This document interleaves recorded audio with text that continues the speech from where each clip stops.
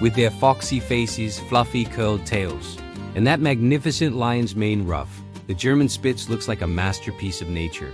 But don't let those adorable looks fool you. These aren't just your average fluffy lapdogs. They're one of the oldest dog breeds in Central Europe, true survivors of a bygone era.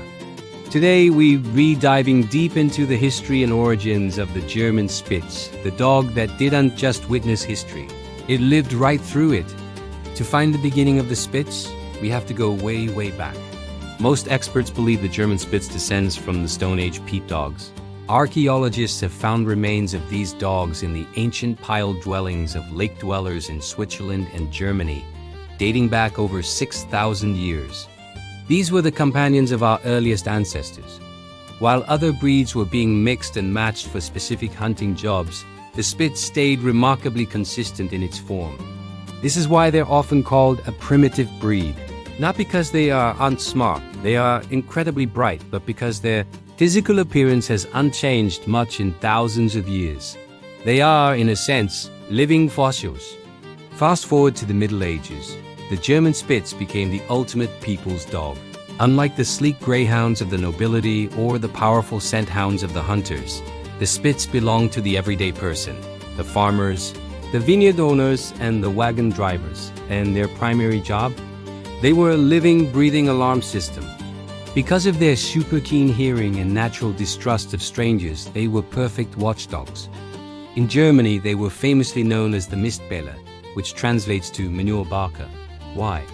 Because they would often perch themselves on top of the manure pile, the highest point in the farmyard, to get the best possible view and keep a lookout.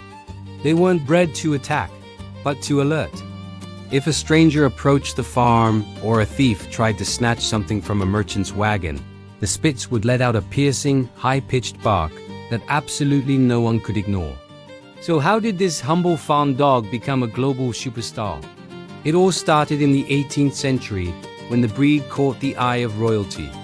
When Queen Charlotte moved from Germany to England to marry King George III, she brought her beloved white Spitzes with her.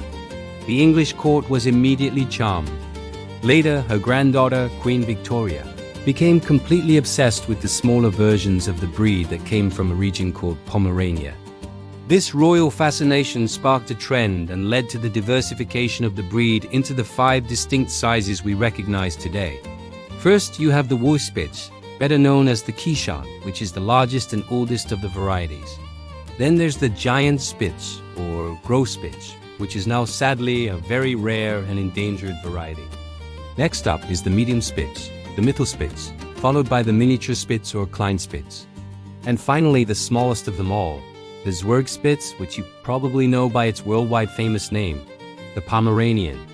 While the world started seeing them as fancy luxury pets back in their German homeland, they remained the loyal, hardy companions they always were, perfectly capable of enduring harsh winters thanks to that iconic double coat.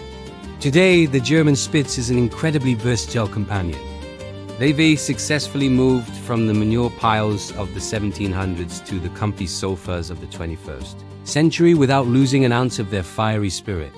They are still vocal, still fiercely loyal to their families, and they still carry the ancient DNA of those Stone Age dogs.